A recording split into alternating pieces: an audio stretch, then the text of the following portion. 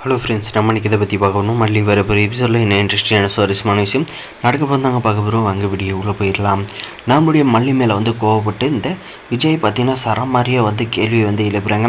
ஏன் மல்லி இப்படி பண்ணேன்? இப்போ பாரு, உனக்கு நிம்மதி இல்லாத, இங்கே இருக்கிறவங்களுக்கு நிம்மதி இல்லாத இருக்குது. இப்போ நான் உன் கழுத்தில் தாலி கட்டுட்டேன். ஆனால் நீ என் வீட்டில் இருக்கிற டேபிள் சேர் மாதிரி தான் நீ ஒரு பொருள்.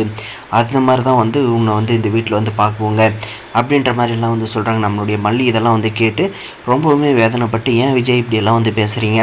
நான் எந்த ஒரு பிளானும் பண்ணல. இந்த கல்யாணம் எப்படி நின்றுச்சுன்னு எனக்கு தெரியல. நான் விஷமும் சாப்பிடல அப்படின்ற மாதிரி எல்லாம் சொல்கிறாங்க. சொன்னதை பார்த்திங்கன்னா, நீ சொல்கிறதெல்லாம் நாங்கள்லாம் நம்ப முடியாது. நீ பிளான் பண்ணி தான் அந்த கல்யாணத்தை நிப்பாட்டிங்க அப்படின்ற மாதிரி பார்த்திங்கன்னா, இந்த ராஜியும் இந்த போதுமுன்ன கிழவி எல்லாம் சொல்கிறாங்க. அதுக்கு பார்த்திங்கன்னா நம்முடைய மல்லி என்ன பண்ணுறாங்கன்னு பார்த்தீங்கன்னா, பூஜை ரூமில் போயிட்டு ஒரு தட்டில் சோளம் எடுத்துகிட்டு வந்துட்டு அதை பற்ற வச்சு இந்த ஆண்டவ மேலே சத்தியமாக இதை பாரு, நெருப்பு மேலே சத்தியம் பண்ணுறேன்.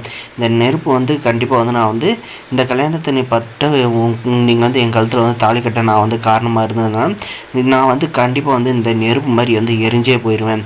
ஆனால் நான் எந்த ஒரு தப்பும் பண்ணல. அதனால் நான் இந்த நெருப்பு மேலே சத்தியம் பண்ணுறேன். எதாக இருந்தாலும் அந்த ஆண்டவங்கிட்டே நான் விட்டுறேன் அப்படின்ற மாதிரி சொல்கிறேங்க. நம்முடைய விஜய் பார்த்தீங்கன்னா மல்லியை ஏன் இப்படி புரிஞ்சு வச்சுருக்காருன்னு தாங்க தெரியல. அதே போல் இந்த ரஞ்சிதா கல்யாணம் பண்ணியிருந்தால் நம்ம வெண்பாவோட வாழ்க்கை நல்லா இருந்திருக்குமா அப்படின்றத ஒரு நிமிஷம் அவர் யோசிச்சிருக்கணுங்க. நம்முடைய அன்னபூர்ணியமாக பார்த்தீங்கன்னா இதுக்கும் மல்லிக்கு எந்த ஒரு சம்மந்தம் இல்லை.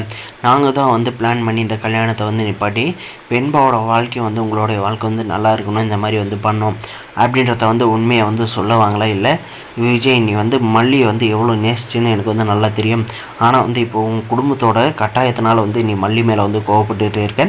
இது உன் பொண்ணோட வாழ்க்கையை பாதிக்கும். நீ அதை கொஞ்சம் பார்த்துக்கோ. மல்லி மேலே நீ எந்த எதுவும் கோவப்பட்டுக்காத. அவள் கான்ட்ராக்டில் தான் இவங்க கூட வாழ்ந்தா. அதிலே நீ மல்லியை நல்லாவே புரிஞ்சு வச்சுருப்பேன்னு நினைக்கிறேன்.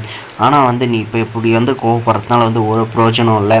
நீ மல்லியை டிவோர்ஸ் பண்ணினா கண்டிப்பாக உன் பொண்ணு மனதளவில் பாதிக்கப்படுவாள்.